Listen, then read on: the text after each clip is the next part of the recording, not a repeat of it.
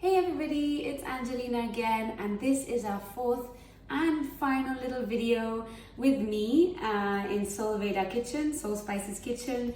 And here I wanted to finish off with something lovely and sweet so I can show you how we can incorporate the spices that we've been talking about over the last 3 weeks. Okay, so because this is our final and fourth one, I always think that celebrating with something sweet is a good idea. It's auspicious, and we always say that you should put something sweet in someone's mouth to send them off on their way. So that's what I'm doing today, is to send you off on your wonderful spice journey. And thank you again to Morley Rituals for having me here for the last 3-4 weeks.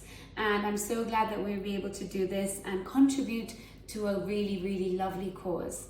Okay, so I'm going to show you the ingredients first, and let's run through that, and then it's just about putting it together, and it's very easy to do. But let me tell you first what it is that we're making. So we're doing gluten-free almond cookies with some warming spices, which will be perfect for when autumn comes around and we want to put those ovens on again, and you want a sweet treat, but it's going to be healthy. It has the spices, so that will give you the warmth and the satisfaction that we need, and it covers a lot of different tastes.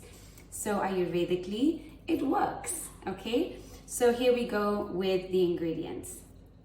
Okay, so to start with, we have some almond meal or almond flour. Basically, this is just crushed almonds, which we do in the machine. So it's always almonds without the skin. Okay.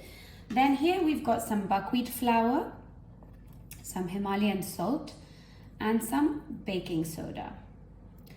Moving along, we have some desiccated coconut, which, because it's dry, I like to rehydrate it by adding a little bit of water, and then it moistens up quite nicely. So you've got that lovely moist texture, which is very nice for, you know, it's like actually having real coconut, but it's not. Then the sweet factor here, we've got some coconut sugar. We have here some almond milk. You could use any plant-based milk you like. I have here some coconut yogurt because that's my favorite type of yogurt to use. Any lactose-free yogurt will be fine. And some vegan chocolate chips here, which is dark chocolate, okay? We've got that, and then we move on to our spices. So we've got some beautiful warming cinnamon here. We have some lovely ginger powder. And we've got ajwain. Now ajwain is a beautiful warming spice too. It gives a little bit of heat. It's great for the digestion. And basically this is a great combination of flavors right here that I think would work really well for something like this to balance everything out. Okay, so now we need to start combining it all. So in our bowl, we basically just keep adding everything in. So we're going to start with, I've got 1 cup here of the almond flour. Then I have a cup again of the buckwheat flour, a teaspoon of baking soda, and half a teaspoon of the Himalayan salt. That goes in. Let's just give that a bit of a whisk to just combine that nicely. Then we put the spices in. So as I said, now cinnamon is great because it lowers blood sugar levels and it adds that touch of sweetness. It has very sweet tones. Ginger has that pungent flavor. It's warming, it detoxifies, so that's great. And ajwain is amazing because it also helps us spark our Agni, right? So that's what gets our digestive fire going, and that's what we need. So I like to put something always when I'm making a sweet cookie or a cake, something that offsets the sweetness, like ajwain. So it will give it a nice smoky flavor as well. Then we're gonna add in our coconut sugar. So that goes in there. Give that a whisk again.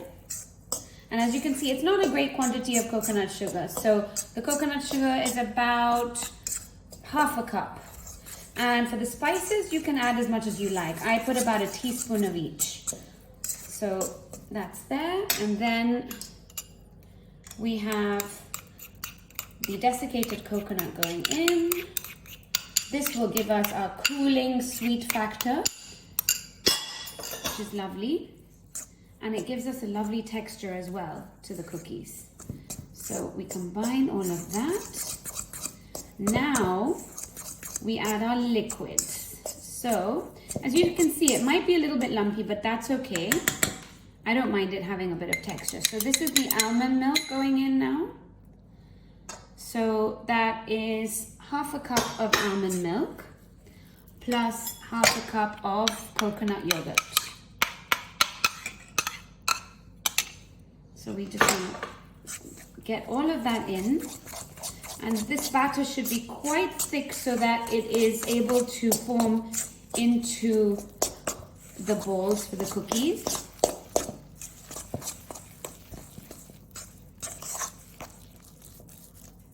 Okay, so that's nicely mixed. I added a tiny bit more buckwheat flour just because it was a bit sticky, so feel free to add a little bit more if you need it. Now I add in the chocolate chips. Those go in, and give that another quick mix. And all we need to do now is prepare a baking tray and spoon them onto the baking tray, which I will show you, and then they go into the oven. Have your oven on now at 180 degrees, and they'll go in for about 10 to 15 minutes. So I will just prepare my tray and show you how we put them on the tray. Okay, so I've just put some parchment paper on the tray. The oven has been on 180 degrees, and with a ice cream scoop, or maybe with even just a large spoon, you just need to scoop these onto the tray. And as soon as you have, I usually try and fit about 6 to 8 on one tray because they tend to spread slightly. I've got 6 there. Maybe add in another one here, and you can add another one up there. I think that's fine. Yeah, so we've got 8 on there. So these will go into the oven at 180 degrees for about 10 to 15 minutes. Okay, so the cookies are done. They look lovely and nice, and oh, they're nice and fluffy. They're almost cake-like. And they were in the oven for about 15 minutes. So now I'm just gonna remove them.